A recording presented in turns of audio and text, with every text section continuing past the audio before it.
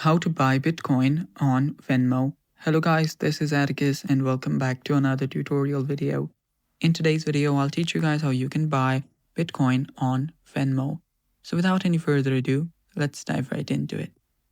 So the first step you'll need to do is open up your Venmo app. On your Venmo app, make sure you're logged in. Then what you'll need to do is at the third option from the bottom left, you will find the crypto option.